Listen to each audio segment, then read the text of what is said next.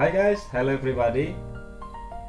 Selamat malam semuanya, kawan-kawan dari pelaut seluruh seantero Nusantara.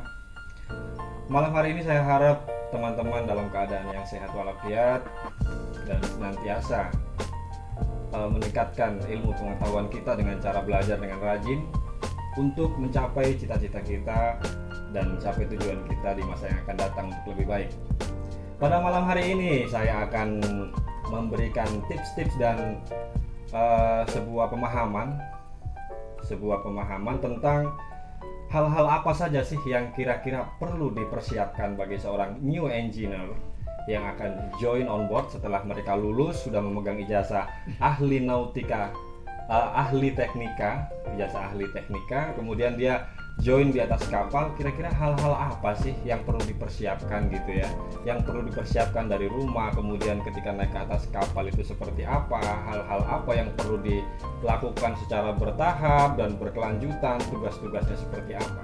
Nah itu tadi hal-hal yang akan kita bahas pada malam hari ini. Saya sudah kedatangan tamu ceritanya ini ya kan, tamu dari jauh nih ceritanya. Tapi sebelumnya sudah begitu dekat, cuma terpisah oleh jarak begitu Mas ya. Oleh keadaan, betul. Jadi saya sudah berjumpa dengan seorang engineer yang sudah berpengalaman ceritanya ini ya kan. Sedikit berpengalaman.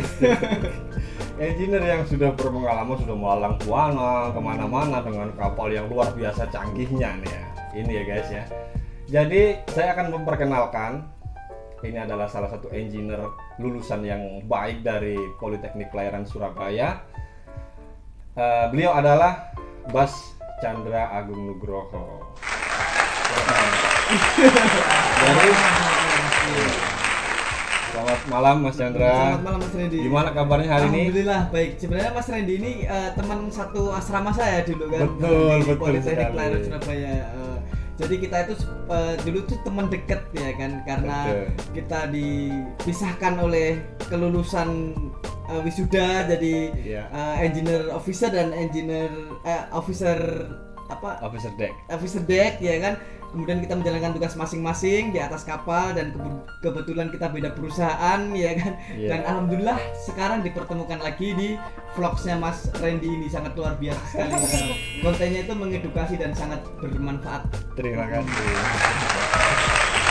Jadi sebenarnya Mas Chandra ini tidak diduga-duga hari ini saya ketemu nih ya kan. Padahal out of topic, saya sudah janjian bulan 4 mau ketemu. Bulan 4 mau ketemu di Solo Mas Chandra ya, di Solo. Dan saya nggak pernah menyangka kalau sebenarnya sampai itu mau ketemu saya itu mau wawancara ini. Sebelumnya memang Jadi bintang sebelum tamu. ada tentang maritime education ini tujuannya hanya untuk silaturahmi jalan-jalan Oke, ke Solo ya. ya kan. Ternyata saya berpikir Mas Chandra ini orang yang tepat ya untuk saya wawancarai untuk memberikan Semoga insya Allah. tips-tips bagi new engineer ya kan, Ya, atau junior-junior kita yang akan join di atas kapal. Siap. Iya begitu.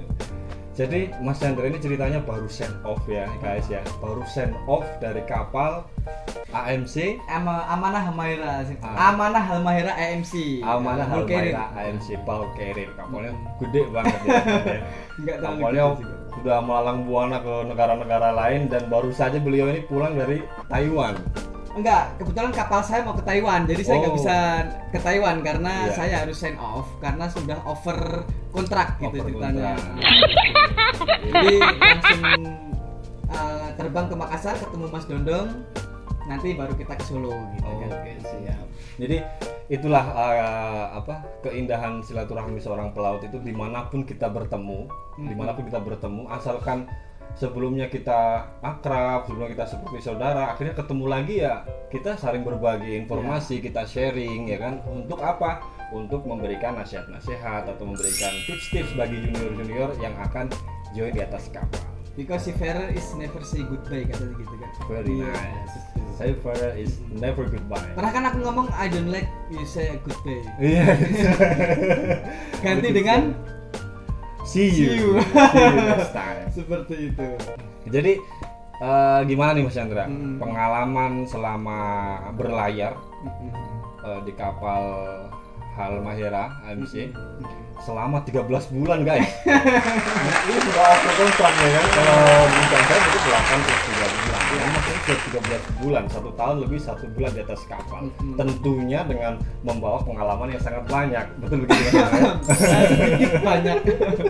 Sedikit banyak. Karena masih ada pelaut-pelaut senior yang mungkin lebih berkompeten kan. Mungkin karena Mas Dondong kenalnya saya lebih dekat dan saya bersedia untuk membantu channelnya gitu kan. Jadi di sini kita nggak niat untuk menggurui, tapi kita untuk sharing kan. Betul, untuk sharing. Jadi memang video-video yang saya posting di Sailor Number One YouTube channel itu murni untuk edukasi maritime. Yang mungkin hal-hal ini tidak dibahas di kampus, tapi akan kita dapatkan di channel YouTube. Insya Allah. Oke. Begitu guys ya.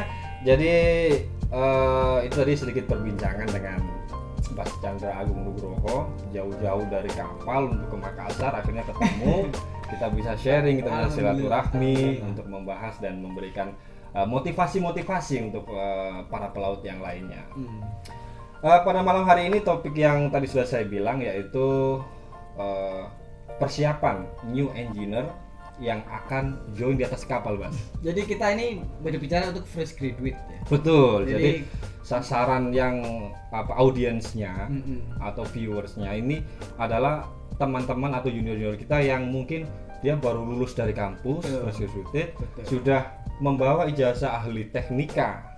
Ya, tingkat 4 atau 3 ya, gitu tingkat kan. 4 atau 3 yang akan join di atas kapal. Join di atas Gitu. kapal. Nah, kira-kira apa sih ya persiapannya? Kalau kemarin yang officer kan udah nih saya bikin. Sekarang engineer ya kan. Kebetulan ketemu dengan engineer yang luar biasa satu ini ya. Ya, jadi sering sekali ya saya itu dapat DM dari Instagram atau dari TikTok. Saya juga punya channel YouTube tapi sementara ini tidak aktif gitu kan. Banyak sekali yang nanya, Mas, gimana sih tipsnya kalau kita mau naik kapal? Saya fresh graduate nih, saya baru lulus kadet nih gitu kan. Ya pada intinya ketika kita baru mau naik kapal itu, kita itu pertama kan harus familiarisasi dulu. Betul. Ya, familiarisasi. Kita kenali lingkungan kapal dulu gitu kan. Kita kenali di mana kapal, di mana kamar kita, di mana salon atau mess room gitu kan, di mana ruang laundry gitu. Karena sering saya ketemu di atas kapal tuh orang yang baru join, bahkan orang yang sering naik kapal pun join. Kadang tuh ada kadet saya kemarin tuh sehari nggak makan karena nggak nemu itu di mana mess room. Astaga. Gitu. Jadi perlu itu, dan yang paling penting pelajari di mana emergency exit. Jadi ketika pertama kali naik kapal, hal yang saya perhatikan tuh emergency exitnya. Jadi ketika ada keadaan emergency, kita kan hidup di atas air nih kan. Kita nggak minta terjadi apa-apa sih misalnya gitu kan. Jadi kita akan ada emergency plan gitu kan. Oh, saya ketika lagi berada di sini saya harus kemana nih ketika kapal dalam keadaan emergency nih gitu. Seperti itu. Pertama familiarisasi ya kan. Kita kenali lingkungan kapal kita. Itu yang penting. Kedua, handing over officer ya kan. Tugas ya. Jadi kita temui pertama kali on board, kita laporan dulu ke kapten karena kapten adalah salah satu representatif dari perwakilan orang kantor yang dipercaya untuk membawa kapal itu, dan dia bertanggung jawab penuh untuk keselamatan dan kelancaran kapal itu. Jadi kita kan pertama kali on board kita lapor ke kapten, kita kasih dokumen kita ke kapten, kemudian kita laporan ke chief engineer sebagai head department kan. Kemudian kita temui perwira yang akan kita ganti, ya kan. Kemudian kita tanyakan, ya ini namanya handing over. Step-step handing over biasanya di perusahaan itu ada step, masing-masing perusahaan itu punya form manual handing over itu. Biasanya ada SPM-nya kan gitu. Betul. Kan. Nah, untuk handing over itu kita tanyakan pertama tugas dan tanggung jawab junior officer. Kan kita sebagai junior officer, misal saya fresh graduate nih. Tanggung jawab kita itu apa aja di sini gitu. Misal karena nggak semua kapal kan sama. Kadang ada yang boiler itu dipegang masinis 4 sebagai junior officer. Kalau di kapal saya itu masih ada masinis 4. Ada juga yang masinis 4-nya nggak ada. Jadi masinis 3 itu junior engineer. Gitu. Kebetulan di perusahaan saya ada masinis 4-nya. Nah, tugas masinis 4 itu apa? Gitu. Tanya ke masinis 4 yang akan kita ganti kan gitu kan. Betul. Misalnya, oh ini Bas, kita pegang boiler, kita pegang purifier, atau kita pegang semua pompa-pompa. Nah, itu kita perhatikan betul-betul gitu kan. Kemudian apa yang jadi tugas dan tanggung jawab kita itu kita catat. gitu kan. Kadang kalau cuman kita ingat, kita suka lupa. Yang namanya manusia itu kan tempatnya lupa kan. Betul. Ya, tempatnya lupa, tempatnya salah, dan tempatnya dosa. Jadi kemana-mana bawa buku kecil, ya kan, notebook yang kecil itu kan, Iya, betul. gitu. Jadi jangan malas mencatat, gitu. Seperti itu. Kita tanyakan handing over. Setelah kita handing over, tanyakan machinery tanggung jawab kita apa aja. Kita tanyakan potensial problem. Jadi masinis pengganti kita itu ninggal masalah apa yang berpotensial gitu. Oh, Misalnya itu dia, guys. Misalnya seperti ini. Bas, pompa cooling nomor 1 itu sedang trouble tapi belum sempat saya overhaul. Nah, itu harus kita perhatikan gitu kan. Jangan kita tidak peduli atau tidak sempat menanyakan hal itu. Ya kan, tiba-tiba kita start aja meledak kan gitu. Nah, tiba-tiba pas waktu itu air modnya nggak sengaja kemasukan air, ya kan. Gitu. Kadang kalau orang udah mau pulang itu pikirannya itu udah pulang gitu kan. Udah nggak mikir yang saya pengen buru-buru pulang lah, yang udah di kapal ya udahlah gitu. Tapi insya Allah enggak dengan saya gitu. Saya setiap kerja di kapal pasti saya akan membuat sebuah catatan. Dari pertama kali saya naik, saya pernah ada masalah apa gitu kan. Saya biasanya tulisin warisan Shinchan gitu kan. Saya kan panggilannya Shinchan gitu. Jadi warisan Shinchan gitu. Jadi saya itu mewarisi apa? Oh, tanggal sekian saya pernah overhaul ini.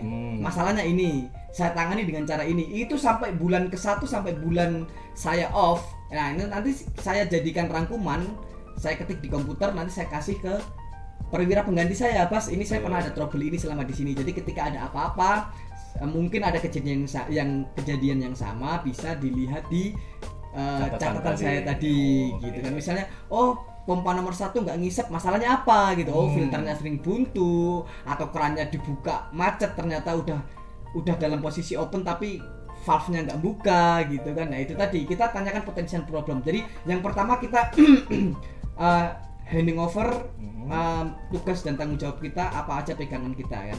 Kedua, potensial problemnya apa aja. Kemudian spare part nomor 3. Nah, spare partnya apa aja yang kurang, nanti biar kita bisa mintakan. Bisa gitu. request ke office ya. Biar, karena percuma kita melakukan perbaikan kalau tidak ada spare part gitu kan. Ya kalau selama masih kita bisa akali ya kita akali gitu kan. Tapi kalau tidak ada kita akali udah nggak bisa dan nggak ada spare part, apa mau dikata kan, seperti itu kan. Begitu. Jadi itu aja sih intinya. Yang pertama kita handing over, tugas dan tanggung jawab kita apa aja, kita megang apa aja, itu machinery tanggung jawab kita itu apa aja. Kemudian apalagi tadi Potensial problem ya kan. Apalagi tadi potential problem, terus nggak dicatat sih, catatan tadi itu bikin warisan apa warisan itu tadi.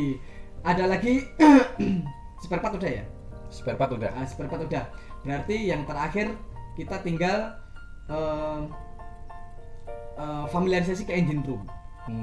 Itu dia guys. Jadi jangan datang tahu masuk engine room aja ya kan. Harus gitu. Nomor 1 familiarisasi, kemudian handing over dengan engineer yang digantikan Bas ya. Ini yang digantikan, apa-apa yang perlu dicek, tanggung jawabnya ya guys. Tanggung jawab kalian sebagai junior engineer tuh harus paham. Karena mungkin di setiap kapal itu beda Bas ya. Betul. Beda. Dari ada yang port engineer ada yang sampai the third engineer aja. Iya. Intinya kalau jadi fresh graduate engineer itu, kita itu nggak perlu harus takut saya belum pernah megang pompa nih gitu kan. Saya belum pernah megang kompresor yang model ini sih gitu kan. Kita pelajari aja jenis-jenis kompresor itu apa aja gitu kan. Kita pelajari sistemnya aja. Kalau udah kita pelajari sistemnya, semua mesin sama gitu. Cuman beda markernya aja pembuatnya, tapi sistem itu sama gitu kan. Mau kompresor 1 tingkat, mau kompresor 2 tingkat gitu kan, sama aja gitu ya. Jangan takut untuk tidak bisa gitu kan. Yang penting kita mau mencoba dan mau belajar, kan itu intinya. Siap. Gitu kan. Itu ya tadi yang pertama itu guys ya. Dipikir rumit enggak juga sih sebenarnya, enggak rumit. Tapi hal-hal itu sangat fatal apabila kita itu melewatkan step by stepnya itu Bas ya. Ya begitu ya. Jadi yang pertama familiarisasi tentang tugas tanggung jawab, kemudian handing overnya itu ya kan, dengan engineer spare partnya seperti apa, karena itu dilaporkan tiap bulan guys. Nggak cuma kalian record aja atau apa, tapi dilaporkan. Jadi jangan sampai ada miss ketika engineer sudah turun ternyata barangnya nggak sesuai yang routine maintenance juga jangan lupa ditanyakan, kebiasaan maintenance. Tapi kalau routine maintenance itu kita lihat di PMS aja, udah kita ikutin PMS aja. Kalau PMS itu kan udah fix kan, itu kan bikinan dari marker yang disalin oleh kantor, kemudian disadur ke form mereka, gitu kan. Setiap perusahaan memiliki PMS sendiri-sendiri kan. Betul. Gitu. Seperti itu. Maintenance ikuti PMS. Kita jangan menunda pekerjaan. Kalau semakin pekerjaan kita tunda, semakin akan memberatkan kita di kemudian hari gitu kan. Tiba-tiba pompa ini nggak ngisep, nanti aja lah gitu. Tiba-tiba besok lagi, waduh pompa yang itu nggak ngisep, jadi pekerjaan numpuk gitu kan. Gitu. Nanti kapal delay. Gitu. Perusahaan dirugikan gitu kan. Karena kita dibayar ini kan untuk menguntungkan perusahaan. Betul kan? Sekali menguntungkan perusahaan. Itu tadi ya guys ya, hal-hal yang perlu diperhatikan sebagai seorang new engineer yang akan naik ke atas kapal. Yang pertama tadi adalah handing over, kemudian kalian familiarisasi dengan lingkungan, dengan kru-kru yang lain. Oh, seperti masuk rumah baru lah, kalian pasti kan nengok mana sih kamar mandinya, ya kan, ruang makannya di mana, ruang laundrynya di mana, ruang laundry di mana, ya itulah seperti itu ya gambaran yang pertama. Kemudian ini Mas, setelah handing over selesai, kemudian familiarisasi, oke lah, sudah satu hari bisa lah itu ya kan. Ketika kapal berlayar, otomatis ini kan ada dinas jaga nih. Nah, dinas jaga. Untuk kapal yang konvensional ya. Kalau unmanned biasanya nggak ada jaga. Gitu ya. Unmanned itu biasanya alarmnya di-extend ke kamar masing-masing engineer. Betul. Seperti band WAS ya. Kalau di deck ya, seperti itu. Jadi yang kedua ini adalah tugas dan tanggung jawab ketika dinas jaga. Otomatis ketika kapal berlayar ini kan engineer ataupun officer pasti melakukan dinas jaga laut ataupun dinas jaga berlabuh. Nah, ketika kita melaksanakan dinas jaga, hal-hal apa saja sih, ya kan? Karena yang pertama kali ketika kita berlayar sebagai new engineer, jangan sampai kita kebingungan masuk kamar mesin jaga karena nggak ngerti udah diem aja diisi air, ya kan? Nggak ngerti yang dicek apa, nggak ngerti ini harus bagaimana, cara untuk melaksanakan tugas jaga dengan baik sesuai dengan SOLAS itu seperti apa aturannya, ya kan? Lah, ini yang akan kita bahas lagi yang nomor 2. Bagaimana Mas kira-kira untuk tugas dan tanggung jawab ketika jaga itu, hal-hal yang mungkin diperhatikan itu seperti apa? Untuk dinas jaga mungkin ini umum ya, nggak untuk fresh graduate aja ya. Untuk yang pertama kali kita lakukan ya, kita ketika diberi telepon setengah gitu kan, ya kita jangan mepet-mepet. Syukur-syukur kita udah bangun sebelum setengah kan gitu kan, karena kita juga perlu mungkin bersih diri atau mempersiapkan apalah gitu kan gitu. Nah, kita jaga minimal lah kita setengah jam sebelum melakukan dinas jaga itu sudah berada di kamar mesin, ya kan. Masuk engine room, buka pintu, ya kita berdoa menurut agama dan kepercayaan kita masing-masing lah ya. Kalau seorang muslim ya dengan Bismillahirrahmanirrahim kan gitu kan. Kemudian kita lakukan round check, pastinya kita sebelum masuk ke ECR kita keliling dulu tuh di kamar mesin tuh. Kita perhatikan satu-satu machinery yang running terutama itu, ya kan. Kita perhatikan apa aja yang running gitu kan. Misalnya purifier nomor berapa, generator nomor berapa, pompa apa aja yang jalan, kalau ada freshwater generatornya jalan apa tidak gitu kan. Sudah berapa lama jalannya? Iya, terutama kita perhatikan running machinery dulu gitu kan. Tapi juga kita perhatikan yang lain-lain, misalnya got, kita perhatikan pipa-pipa, kita perhatikan temperatur. Kita nggak harus ngapalin, kita lihat aja. Iya kan? Kita lihat sekali, besok lihat 2 kali, besok lihat 3 kali. Kalau kita sering round check, pasti itu akan ingat, loh kemarin tuh 65 kok sekarang 69 gitu. Kita akan bisa merasakan itu sendiri. Kita nggak harus ngapalin, waduh sebenarnya standarnya ini berapa ya gitu. Kita nggak harus memperhatikan seperti itu ya, kita round check aja kan. Nanti ketika kita melihat keanehan, kita pasti akan hafal itu keadaan itu sendiri gitu. Jadi kita juga harus lihat kondisi mesin itu, kita perhatikan temperaturnya, kita perhatikan tekanan olinya, kita perhatikan suaranya, ada yang suara yang aneh-aneh enggak gitu kan.